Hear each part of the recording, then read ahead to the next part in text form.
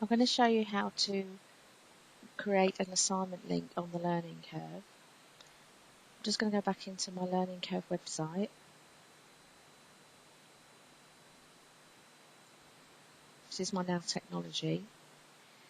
You can set students' assignments to do interactively on the Learning Curve, and then they can upload their work that they've completed into an assignment link that you can create anywhere on the site.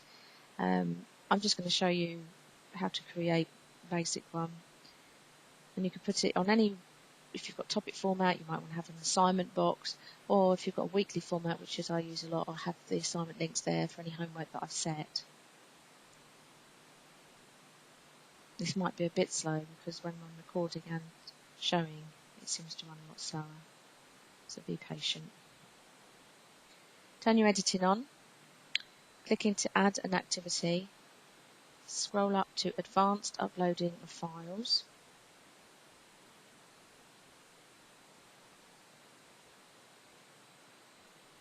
You write in your assignment name, so it could be homework, or now diseases, for example, and then you write a description of what you want them to do. So basically upload homework set, could be as simple as that. Here, this is what they'll see at the top of the page. You can change your grading from your regular, 99, 100% to NVQ scale. You've got BTEC as well, so there's lots of different scales you can use. You can make it available from whatever date that you set it or you want them to start it, and you can have a deadline as well if you want them to have a deadline. You can prevent late submissions, but you can also keep that off, so even if they do submit late, you'll see it will be in red the date that they submitted it, so you can see that it was late and how many days it was late anyway, so you can keep a track of that. I always put it up to 50 megabytes. It's probably far too much, but I just feel that more the better. Maximum upload of files. If students upload, they've got, say, one homework set, but they do it on 3 separate Word documents, then if you have it just as one because you set it as one assignment, then they'll only be allowed to upload one of their files. So on the safe side, again, I always put a minimum of 5. So it's more than enough for each student to upload their work, unless you have more, obviously. You can hide description before it's due. I wouldn't email alerts to teachers because everybody that's got access to your Learning Curve will get the email that the student submitted work. Take off, enable, send for marking. I found that students, if they do have more than one document to upload, if they press send for marking after the first one, they can't upload anymore. It doesn't mean you can't mark it, it just stops them pressing that button and making it very difficult for them to upload anymore. I can go into groups later, but you can actually, if you've got more than one group using this site, you can just make it visible to certain groups that you have. So once you've done it, you save and return. Again, this is really slow.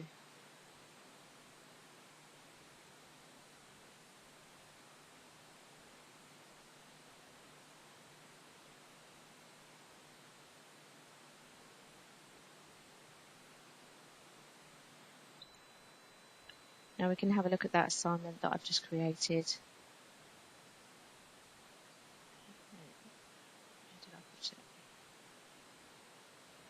There we go, there it is.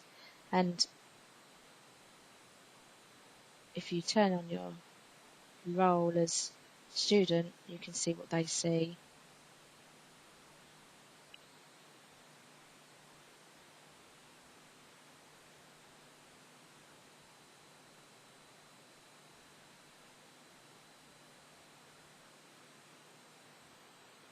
So from the student's perspective, they would click on the link once they've done their homework. It's not able to see, it's typical. You'd have a browse box here, and they can upload their work. I'll just go back and edit that because of the date I put it on, it's not available yet.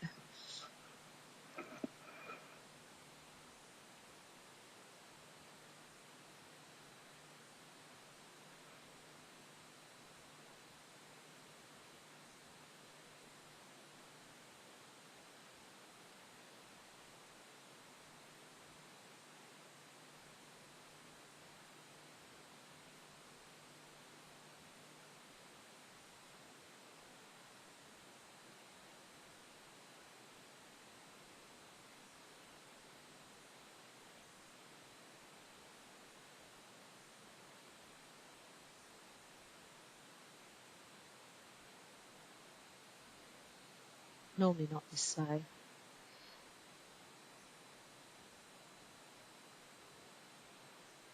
So let's go to the link that we created for Now Diseases. And if you want to edit that homework assignment, you can. Just click on it as a tutor. Update the assignment, which is what I'm going to do, so that you can see what the student sees. And you can change any part of it and then just save it. I'm going to change the date, otherwise we won't get to see it.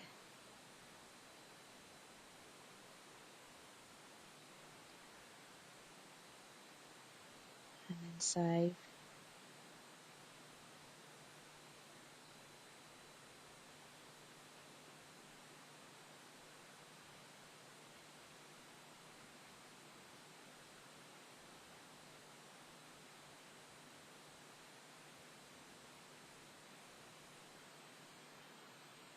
So let's go back to how I was showing you as a student's perspective quickly.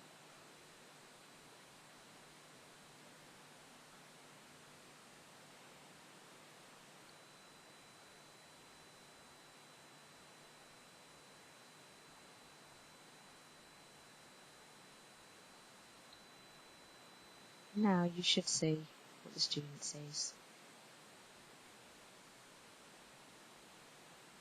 I go in, and there's the browse box. So they would go in once they completed their work, they would save it into their computer or on their memory stick, and then just go back in, browse the work, look for it, double click it and upload it into that file.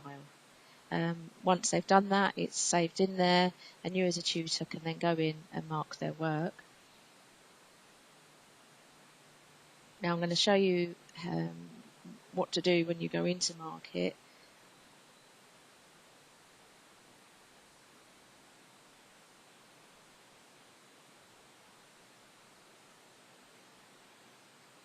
Just returning to my normal role and turn my editing back on.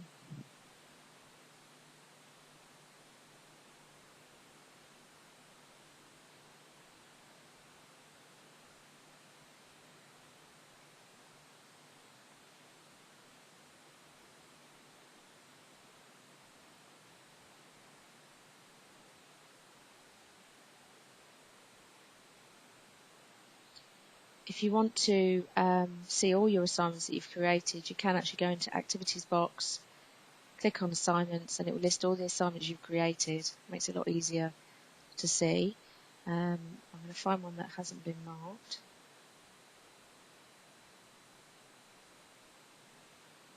Let's see if there's one in here.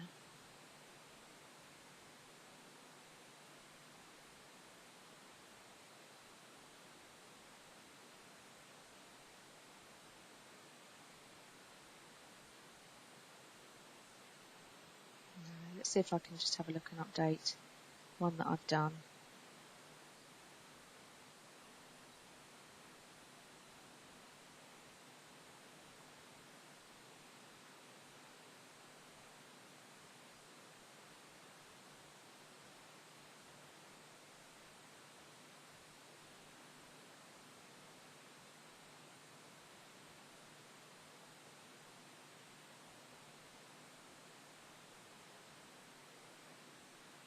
This is extremely slow.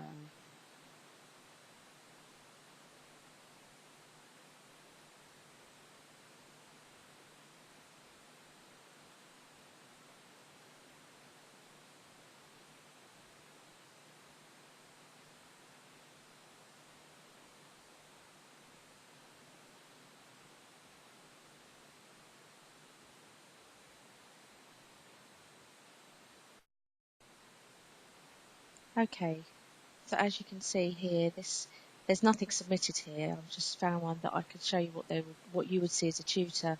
They'd have their draft that they've uploaded here. You can then drop down here and put down assessed, or whether if it's not 100%, you can put down minor improvements and just write question 1 needs work, for example. You can save it that way, but if you want to upload the response file of what you've marked so far, you could just browse, click into your marking, I'll go into my marking. That I've got a file here, so all my marking I save. And then I can just upload this response file, so pretend this is the student's response file of my marked comments and notes and margins, etc. And then you just save changes in there. Now I'm not going to save them in this one because the student will wonder what I've done. So I'm just going to remove that before I come out. So just click the X.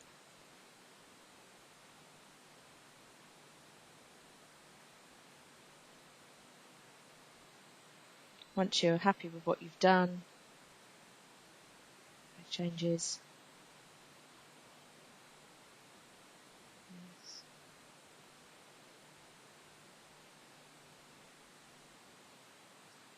Just throwing out the learning curve. I'll just go back in quickly. And then that's it saved and the student can access it.